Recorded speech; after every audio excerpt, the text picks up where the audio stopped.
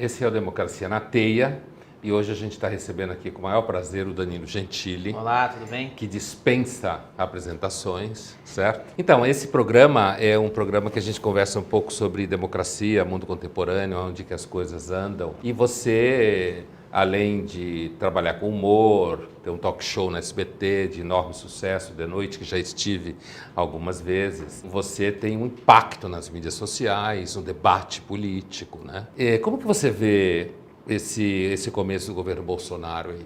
Como que você olha para isso, as reações? Eu acho que depende de qual aspecto, do governo em si ou das reações das pessoas? Os dois.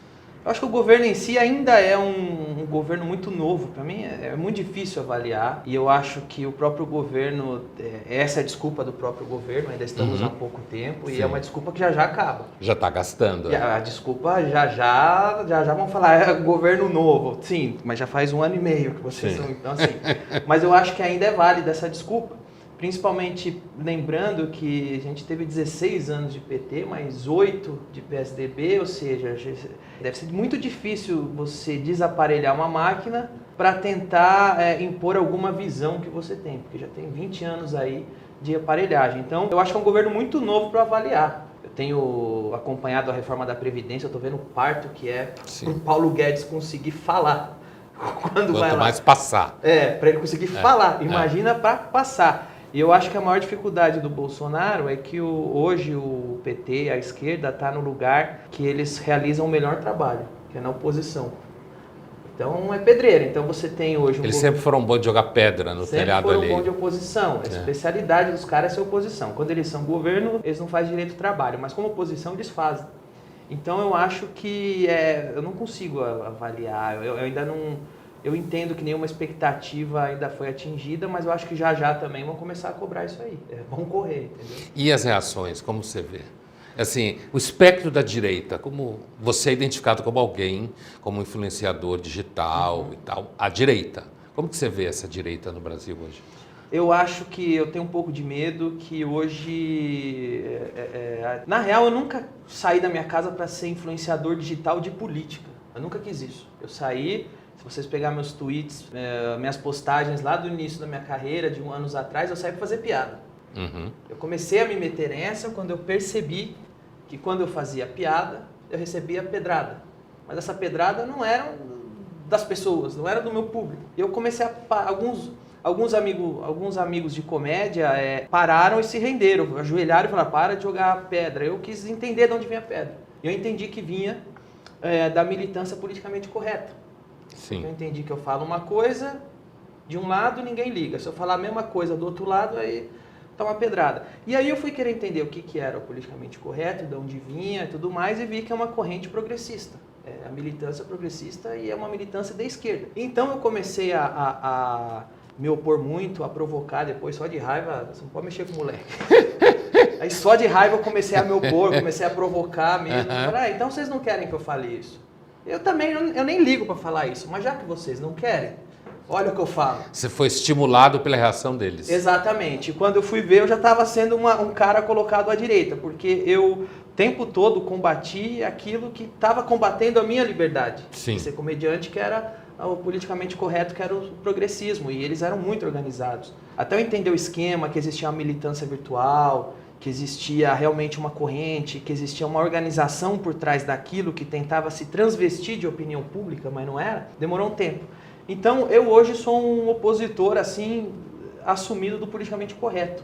Mas, ao mesmo tempo, eu sou um cara que eu também sempre deixei claro que eu prefiro o cidadão do que o político, principalmente se o político estiver eleito. Sim. Se eu tiver que escolher entre o Bolsonaro ou você, eu vou ficar com você. Sim. Agora, se você for eleito e eu tiver que escolher entre você e outra pessoa e ela que está na Câmara, eu vou ficar com ela. Então, na verdade, eu acho que o que eu sou eu gosto do Estado quieto, entendeu? Eu gosto do Estado não me enchendo o saco. E se o Estado vira de direita e começar a me encher o saco, eu falo também. Então, assim, você tem uma certa desconfiança com relação ao Estado se metendo na vida dos outros? Tenho muita desconfiança do Estado se metendo na vida dos outros e eu acabo sendo mais combativo com a esquerda, pelo menos até o momento, porque a esquerda, por natureza, é aquela corrente que clama por mais Estado. Sim. Ela quer mais Estado. Ela idolatra o político. Então, quando eu vejo que hoje existe uma militância de direita tentando idolatrar um político, eu já fico com o pé atrás, falo, mas aí também não. E você tem apanhado dos bolsominions em algum momento? Às vezes, quando eu falo coisas que eles não gostam, semana passada, mas olha só que exatamente hoje aconteceu isso. Semana passada, o TASS tinha me dito que ele tinha recebido um processo do Bolsonaro. Um processo civil, não é censura, porque a censura só pode vir do Estado. Era um particular para outro particular. O Bolsonaro, na época que era deputado, foi chamado de racista, homofóbico, e o TASS o processou. E eu me posicionei nas redes falando, hoje você é presidente, Bolsonaro. Veja bem, dentro da minha insignificância, eu não sou guru, não sou influenciador, dentro da minha insignificância ali como um cidadão normal, eu tuitei. Se eu fosse o presidente e eu tivesse processo contra jornalista ou contra civil, eu pararia com todos. Eu acharia nobre se o presidente abrisse mão desses processos. Porque ele virou uma instituição, não é mais uma pessoa. Porque hoje ele é o presidente. Eu tomei muita pedrada. Dos bolsominions? Muita pedrada dos bolsominions, pedrada pra caramba, fui xingado porque eu falei que se eu fosse, eu acharia legal o presidente retirar os processos. Hoje saiu uma notícia que ele pediu para os advogados retirar os processos que ele tem. Então funcionou. Não por tua causa, necessariamente, sei. Não sei se é uma coisa que eu já pensou antes, mas eu nem contei isso para dizer assim, eu sou um influenciador. Eu contei isso para dizer o seguinte, eu estava semana passada sendo apedrejado porque sugeri isso e o presidente fez isso. Então, significa que os bolsominions podem estar enganados com o próprio guru deles. Muitas vezes. Muitas vezes. Então, assim, eu olho com desconfiança todo mundo que começa a adorar político. Mas isso que você falou do teu olhar, por exemplo, uma certa desconfiança do tamanho do Estado, uma desconfiança de uma ingerência do Estado na vida das pessoas, politicamente correto, é uma ingerência no pensamento, na escrita, na arte, né? No humor e tal. Isso parece colocar você próximo de uma certa tradição liberal mesmo, né? Que é considerado de direita, centro-direita. Acredito que sim, eu acho que eu transito entre o liberal e o conservador, mas dependendo de alguns assuntos vão me jogar para a esquerda, dependendo de outros vão me jogar mais à direita. Você acha que ainda é feio ser chamado de direita no Brasil? Não, Danilo? não. Acabou esse lado feio assim? Eu acho que hoje é legal. Porque eu acho que hoje... Tá ficando cool. É contra a cultura. Ser de direita no Brasil. Eu acho, pelo menos até... Era mais um pouco antes do Bolsonaro ganhar. Entendeu? Agora, a partir do momento que a militância começa a lamber muito um lado, aí fica cool o outro lado. O legal é ser... A contracultura é ser do contra. Sim. Não tem como ser contra a cultura a favor. Mas ao mesmo tempo, voltando àquilo que eu citei há pouco, que foi a fala do ex-comandante das Forças Armadas, Vilas Boas, general, quando ele se referiu ao Olavo de Carvalho como o Trotsky, né, da direita no Brasil, à medida que você elege o governo de direita, isso ao mesmo tempo, do ponto de vista histórico do momento, isso vai fazendo com que as pessoas que se colocam contrárias ao Estado grande, ao politicamente correto, ao socialismo na economia, essas pessoas, portanto a direita, elas começam a ter, e os grupos, de fazer uma melhor identificação de si mesmas, não? No momento que você tem um presidente que é de direita, reconhecidamente de direita, você olha e diz assim, bom, ele é de direita, mas não tem nada a ver comigo. Sim. Ou tem a ver comigo. Então isso você não acha que isso acaba produzindo um certo amadurecimento histórico para a direita? Né? Porque você olha e fala, fulano, Bolsonaro no caso, ele é de direita, eu também sou, mas eu não sou igual a ele, eu não penso igual a ele. Sim, sem dúvida. Eu acho que esse senso crítico, a direita tem mais que a esquerda. Porque eu acho que a esquerda pensa mais coletivista, eu acho que a direita pensa mais individual. Então por isso que eu acho que vai ter sempre mais briga interna na direita do que na esquerda. Na esquerda, por isso que eu estranho quando tem uma coisa muito organizada na direita, fala, vocês estão me atacando no coletivo? Que negócio é esse? Eu sou só um indivíduo, entendeu? Então, eu acho que mais do que amadurecimento, gera uma coisa que não tinha no Brasil, que é o equilíbrio. Entre as posições políticas, você fala? Entre as posições políticas e entre a liberdade. As pessoas, eu acho que...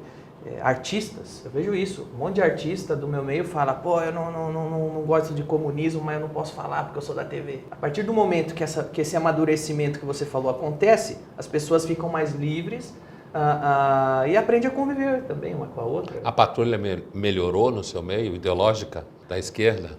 A patrulha hoje ela está um pouquinho menor em número, mas mais intensa no objetivo. Eu vou Sim. explicar, eu consigo explicar por quê. Na época da Dilma, eles recebiam dinheiro. Sim. Eles tinham pessoas Estavam pagas. mais ricos. Eles eram mais ricos. Aham. Eles tinham mais perfis. Tinha gente que estava dentro do Senado que mudava a Wikipedia, que ficava tweetando. Existia acampamentos de militância virtual do PT. Então existia uma coisa paga e organizada. Quando a torneira fecha, eles ficam em menor número, porque muitos só estavam lá porque recebiam dinheiro. Sim. Caem Que nem o fora. povo que ia pra passeata na Paulista em troca de lanche. Perfeito. A mortadela não tem mais. É. Porém, os que ficaram, os que aceitam trabalhar de graça, são mais violentos. Claro. Você tem a paixão maior, tá mais decidido a acabar com você. Então é essa a realidade hoje. Isso acontece dentro da classe artística? Bastante, Assim, né? bastante, pô, bastante. Academia, muito. Intelectuais. Mas, a ponto de, como eu recebi uma censura estatal, essa sim, uma censura oficial do Estado, que a Maria do Rosário me mandou através do Poder Legislativo, ela conseguiu a minha condenação à prisão. E eu tive colega comediante, como o Márcio Smelling, dizendo que tá certo, a prisão tá certa. Então, assim, quando a censura vem da esquerda, se relativiza a censura, e o seu colega de comédia, que você mesmo defende, que eu apareço em público defendendo, eu não vou mudar meu discurso. Se um dia, por exemplo, o Gregório, o Márcio Smelling, qualquer pessoa de esquerda tiver um problema do Estado, uma censura oficial como eu tive, eu vou me posicionar como eu me posiciono. Só que quando vem da esquerda, eles relativizam. E eles dão razão para a censura, não para o comediante. Você sabe que na tradição filosófica de liberal conservadora, como eles falam na Inglaterra, uma constante é a ideia de que antes do tema político vem um tema moral. Exatamente. Né? Então, assim, você tem a impressão, eu tenho às vezes, checando a tua percepção, de que às vezes a esquerda tem atitudes moralmente duvidosas. Vou te dar um exemplo no âmbito do humor. Você estava citando aí há pouco. Eu lembro quando aconteceu aquela chacina na Charlie Hebdo, comecinho de 2015, né? Sim. Eu lembro que, então, muita gente escreveu sobre isso, inclusive humoristas escreveram. E eu lembro que um tema que apareceu por parte de alguns humoristas aqui no Brasil é de que, não que, digamos assim, os terroristas tinham razão, porque uma afirmação como essa tem que ter culhão para falar. Sim. Se entrar no mérito dela, Claro. tem que ter culhão, Tem que ter né? culhão. Para dizer isso. Um culhão igual aos caras que foram lá e atiraram em todo mundo, Perfeito. né? Mas é uma afirmação em que me parece falava isso de forma subliminar, é de que, olha, você não pode tirar sarro de Muhammad, do Islã, porque é uma minoria oprimida no Ocidente. Argumento este vindo de humoristas. Exato. Né? A esquerda. Perfeito. Então é uma coisa assim, você só pode tirar sarro de homem branco, heterossexual e tal e tal. Você não acha isso moralmente meio A duvidoso? gente pode assim? conseguir até uma coisa bem... Você não pode tirar sarro de religião, do Maomé. Mas se você for na Avenida Paulista, pegar um crucifixo e enfiar no rabo, aí pode. Sim, porque Porque é da religião que a listinha permite. é uma religião opressora. Exatamente. Então. Então, eles definem quem é o opressor. A moral deles é muito duvidosa. Tem uma parte muito boa. Eu me lembro que o Tom Wolfe, aquele escritor, Uhum. eu me lembro que eu vi ele falando uma vez dos asiáticos e o politicamente correto. E ele fala o seguinte, os asiáticos, eles estavam na listinha do politicamente correto, mas teve um problema. Muitos asiáticos são muito ocidentalizados, são muito conservadores, como o Japão, e muitos estão atrás do capitalismo. Eles enriqueceram, Sim, claro. então eles foram tirados da Eles foram listinha. para o basta ver a Poli. Sei lá, não- um exemplo de clichê, mas é fato. Exato. Então, Primeiro assim, lugar. a gente fica à mercê. Por isso que eu digo que a comédia não pode ceder à patrulha. Aristófanes que nunca cedeu. Aristófanes fazia piada do escravo e do livre, do político e do civil, do homem e da mulher, Do Sócrates. do Sócrates, do pobre, do rico. Esse é o pai da comédia, é o Aristófanes. Então a gente não pode ceder a listinhas, porque hoje colocaram que o ciclista é uma raça sacrossanta. Não se faz piada mais de ciclista. Agora não se faz mais piada de gordo. Patinete daqui a pouco. Daqui a pouco. E daqui a pouco o ciclista sai da lista. Porque vai ter tanto ciclista, né? Exato, E que vai sair da ciclistas lista. ricos e tal. Exato, então assim, a gente fica à mercê de umas canetadas é bem uma alma ditadora mesmo, que está ditando o que pode ser engraçado e o que não pode. O que você pode rir, o que você não pode. Agora, voltando ao que eu estava te perguntando antes, assim, quando você falava que, digamos assim, há uma certa tradição do valor do indivíduo no pensamento identificado como a direita e com a tradição liberal, né, essa ideia de que, digamos assim, a sociedade deve ser pensada a partir do indivíduo. E se a gente vai até Locke, lá no século XVII, que é considerado o pai do pensamento liberal, é justamente essa ideia. O Estado não pode se meter na religião do indivíduo, o Estado não pode se meter na moral do indivíduo, o Estado não pode se meter nos... A expressão americana vem muito a calhar, quer dizer, o Estado não pode...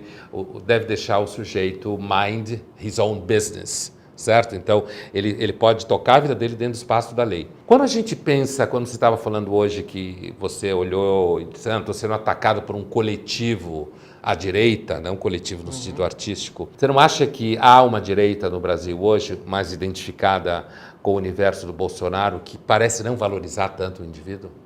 Que tem uma pegada que às vezes parece, sabe, sociedade, pátria, sabe, uma coisa assim? Eu acho que sim.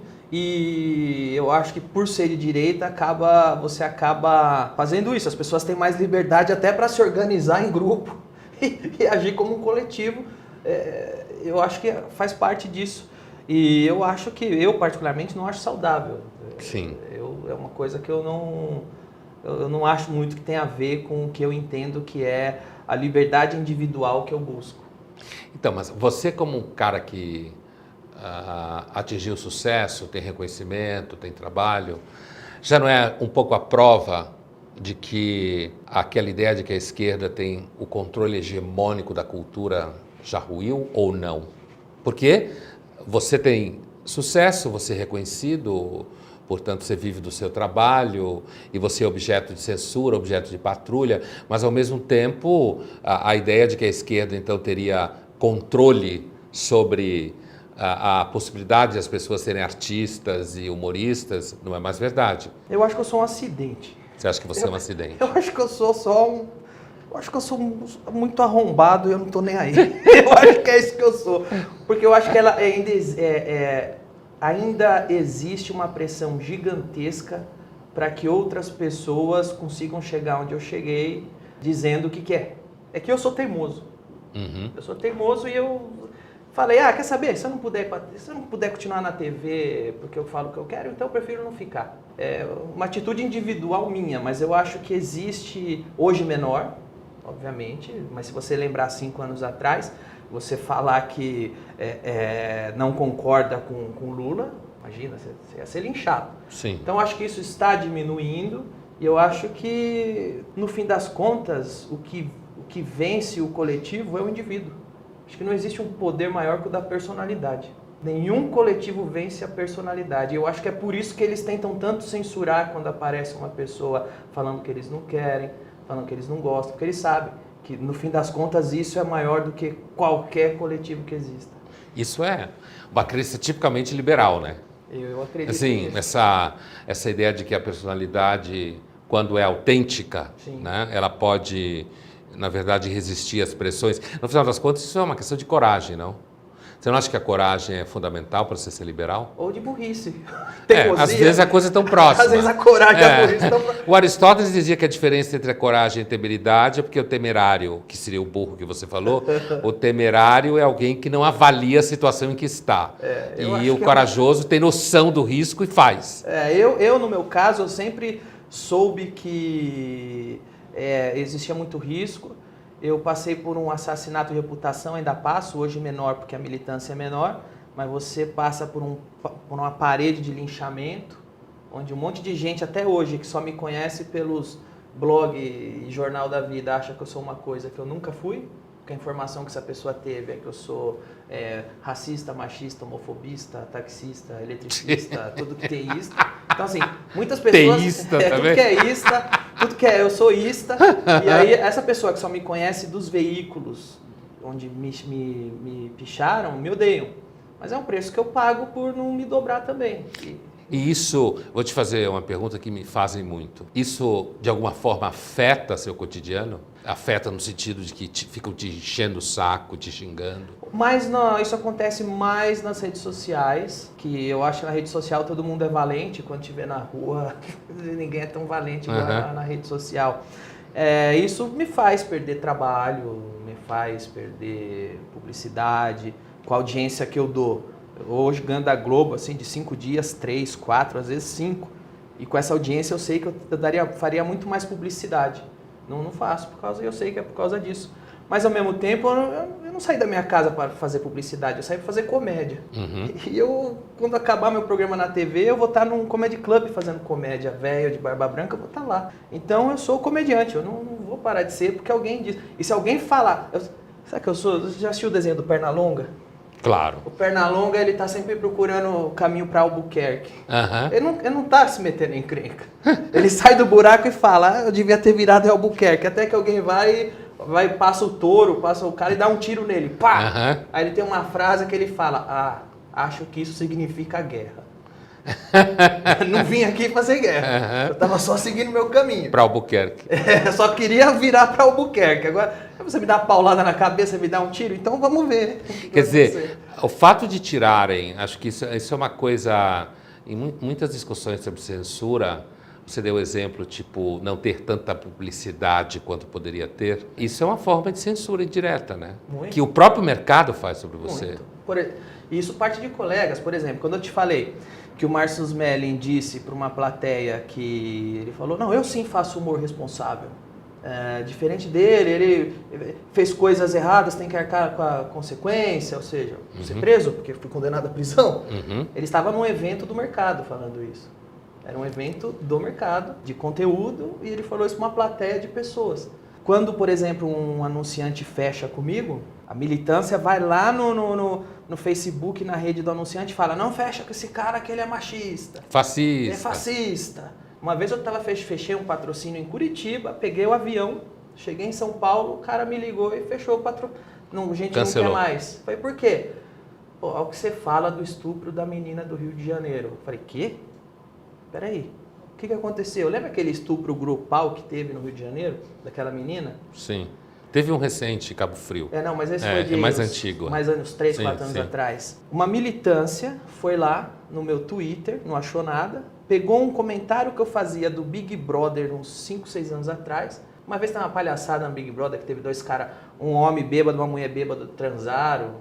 Aí eu falei, esse cara era feio, eu falei, esse cara é esperto, esperou a mulher ficar bêbada para querer transar com ele. Pegaram aquilo, apagaram a data e começaram a projetar como se aquele fosse o meu comentário a respeito do estupro daquele dia da menina do Rio. Sim. Bem tipo da militância da esquerda. Eles fizeram isso. E aí vem a blogueira lá que recebe dinheiro público, o blogueiro que incubam essa mentira numa esgotosfera ali, na lacrosfera. Olha aí o Danilo, olha o que o Danilo tá falando lá do estupro da menina do Rio. Tá falando que os caras tão certos em estuprar ela porque ela tá dopada. Aí veio o jornalista do mainstream, que é do grupinho desse que fabricou a notícia, sobe pro mainstream. A hora que eu ver, tem jornalista na TV falando que eu tô fazendo apologia ao estupro da menina do Rio de Janeiro e eu perdi meu patrocínio. Então, é interessante porque no mundo corporativo, se você falar, digamos assim, com as pessoas que trabalham, a infantaria está lá tocando as empresas e tal, normalmente eles não têm uma grande simpatia por esse discurso meio do, digamos, humor responsável, que você citava há pouco. Mas a verdade é que o marketing tem enveredado por esse lado. Muito, né? Muito. Você já tem alguma ideia do porquê que isso pode acontecer assim, do teu ponto de vista? Sim, porque eu acho que entre o artista e a empresa, todo artista é um outdoor para a empresa. Qual outdoor a empresa quer anunciar? Naquela que passa mais gente vendo. Ou seja, eu tenho muita audiência nas redes sociais, sou o comediante mais seguido da América Latina e meu programa vai muito bem. Eu sou um outdoor de sucesso, anuncia aqui, muita gente vai ver. Mas existe um pedágio. Tem uma cancela para que minha imagem, para que o meu potencial chegue na empresa, que é a menininha ou menininho da agência. Então, é aí que eu queria chegar. Se esse cara é politicamente correto... Como muitas vezes, cada vez mais é. Cada vez mais é. Muitos saem assim da universidade, muitos chegam lá, não são e saem assim, isso é uma verdade. Aí o cara fecha a cancela para mim. Porque, na verdade, eles tentam passar assim, não, mas não dá porque o Danilo faz polêmica. Eu não faço polêmica, eu faço piada. Selecionam minhas piadas e fazem polêmica com elas. Estou fazendo piada, não polêmica. Porém, eu posso te provar que isso, você se envolver com o assunto polêmico não te tira publicidade.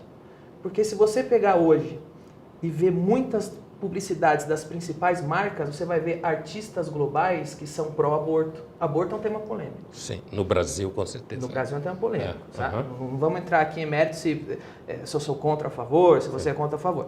Mas pessoas que são a favor do aborto, que fazem campanha a favor do aborto, estão fazendo publicidade a rodo. Então você pode... Tem um menino e a menina lá na agência. Então você pode se envolver com tema polêmico, desde que esteja do lado que a sua cancela da agência publicitária quer que você esteja. Isso eu entendo bem o que você está falando, porque eu dou aula há 23, 24 anos, inclusive em publicidade. E recentemente teve uma polêmica ao redor de uma marca que no Dia das Mães associou mãe a mãe de gato, mãe de cachorro. Não sei se você viu essa história. Não vi. Mãe de gato, mãe de cachorro, mãe de planta. E aí as mães meio ficaram bravas, porque afinal de contas, Dia das Mães é aquela mulher que carrega na barriga e sofre e cria, ou mesmo que não carrega na barriga e adota, mas adota o moleque dá muito mais trabalho do que gato e planta, né? Então assim, e elas ficaram meio bravas, porque lá a campanha fazia uma referência ao vínculo materno com plantas, ao vínculo materno com os animais. Qualquer coisa virou filho. Que está no nicho, isso é bem nichado, né? Mas a publicidade, eu tenho a impressão que nos últimos tempos ela tem se preocupado cada vez mais com passar uma pregação correta. Exatamente. Entendeu? E isso às vezes a minha dúvida é se isso não pode ferir as próprias vendas. Tipo, se o cara não boicotasse você, lá esse case que você contou lá de Curitiba, talvez ele vendesse mais. Eu tenho certeza. É uma questão de matemática. O programa vai muito bem, minhas redes sociais tem muita gente. Isso significa que as pessoas gostam de mim. Sim. E aí você faz o quê? A ideologia passa por frente da lógica. Mas às vezes é tão fingido isso. Você acha que quando teve aquela propaganda do compadre Washington... Não lembro dessa propaganda. uma propaganda, veja bem, aconteceu uma novidade. O compadre Washington falou ordinária, uma coisa que ele nunca falou antes. Sim. Ele simplesmente fez a carreira falando ordinária. Até que ele fez uma propaganda, ele ficou 20 anos falando ordinária. Nunca ninguém viu problema nisso. Mas um dia ele fez uma propaganda, falou ordinária. Um monte de militante começou a ligar falando que aquele termo era machista. Tiraram a propaganda do ar. Mas eu duvido que foram as pessoas que se incomodaram com aquilo. Porque as pessoas deixaram o compadre Washington milionário falando ordinária. Aí só que você tem uma militância pequenininha, organizadinha, pega lá 5, 10 pessoas, fica o dia todo ligando lá, reclamando da propaganda, e a pessoa acha que o mundo real tá puta com a propaganda. E o mundo real acha demais o compadre Washington falar. Não é uma espécie de estupidez corporativa aí, das empresas? Acreditar demais nesse menino, nessa menina marqueteiro aí? Sem dúvida. Há uma incompetência. Só que isso é grande, porque não é só no Brasil. Nos Estados Unidos, isso é talvez pior que aqui, de certa forma. Né? Eu acho que existe hoje uma certa, não sei se posso usar esse termo, eu não encontro outro, uma ditadura do politicamente correto. Porque as pessoas que estão em posse dos megafones e dos distintivos, ou seja, a pessoa que é editora do jornal, a pessoa que cancela na agência de publicidade, e dos distintivos, os deputados, o pessoal que dá a canetada final, essas pessoas saem de casa, entram na faculdade e aprendem que você precisa militar pelo politicamente correto e coloca isso em prática quando sobe no posto de serviço que ela é contratado. Na agência? Na agência, no jornal, na TV, no teatro. Mas eu me pergunto, Danilo, até que ponto isso não está dando dinheiro de alguma forma? Porque ou é uma anomalia do capitalismo, uma anomalia que em algum momento a gente vai saber o que acontece, ou há aí, em algum espaço, isso está dando dinheiro. Porque eu lembro uma vez, alguns anos atrás, numa agência, eu tinha sido contratado para fazer uma consultoria sobre, se não me engano, era produtos de beleza ou shampoo feminino, alguma coisa assim. Isso já tem um tempo e a agência estava com o setor dela de mídias sociais, isso deve ter, 5, 6 anos, mídias sociais estava começando a bombar, digamos assim. E a gente estava lá, tinha um diretor de criação e tinha a equipe dele, que eram 2 meninas, e em algum momento surgiu a questão de que as mulheres usariam muito shampoo, porque a mulher brasileira já foi, não sei se é a mulher que mais usa shampoo no mundo, não sei o quê, e de que as mulheres poderiam usar o cabelo como um instrumento de sedução, erótico. E aí uma das meninas pula, não, mas isso é um absurdo, isso é machismo, quer dizer... Lavar o cabelo. Não, mas então... Coisa horrível, ela vai lavar o cabelo, ela acredita. Então, assim, a pergunta é, em que medida essa menina que gritou, mas isso é machismo, que ela deve ter aprendido na escola, na universidade, essa fala dela representa o que, de fato, essas mulheres estão na cabeça quando tratam do cabelo e balançam o cabelo e usam o cabelo como instrumento de sedução, certo? Então, aí eu tenho a impressão que há uma... Se a gente fizer uma analogia com a política, Danilo, há aí uma crise de representação como a política tem. Supostamente o político nos representa, mas a gente vive brigando achando que ele não representa. A impressão que eu tenho é que esse marketing ele está se dissociando do grosso da população. Você tem uma casta aqui que grita, isso é machismo.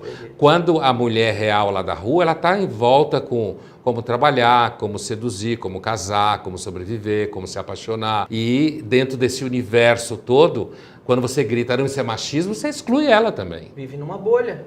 Mas só que, de alguma forma, isso ou é a anomalia, ou isso gera um dinheiro. Eu acho que, no caso da publicidade, eles têm a sorte que a pessoa que não é ideológica caga e anda por essas coisas. No fim do dia, eu vou falar, vou dar um perfume para minha mãe. A pessoa normal... pessoa comum, não vai falar, mas eu não vou comprar na Boticário porque a Boticário tá lacrando. A pessoa fala, passa que já Boticário e fala, vai ver aquela propaganda lá, que bosta, hein? Deixa eu comprar um perfume pra minha mãe, dá um perfume pra minha mãe. Tó. Segundo, Coca-Cola não vai deixar de vender Coca-Cola porque está lacrando, porque as pessoas normais, que não são chatas, e essa, graças a Deus, é a maioria, não deixa de comprar Coca-Cola porque colocaram lá... sei lá o que, sabe? Um cara que acha que é unicórnio pelo direito dele ser um unicórnio. Então, assim, a pessoa não vai deixar de comprar. As pessoas são normais. Doente é quem fez a propaganda. Então, eu acho que a publicidade tem isso. Porém, quando isso é aplicado, não numa Coca-Cola, mas num produto que precisa ser vendido, fracassa. Eu te dou um exemplo. História em quadrinho. Se você fizer uma pesquisa, o universo Marvel, em determinado momento, começou a lacrar. Fizeram lá que o Capitão América é nazista.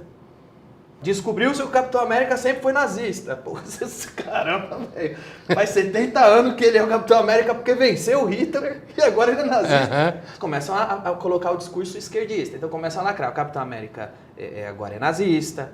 Agora quem manda é a Miss Marvel, ela é lésbica. A Capitã Marvel.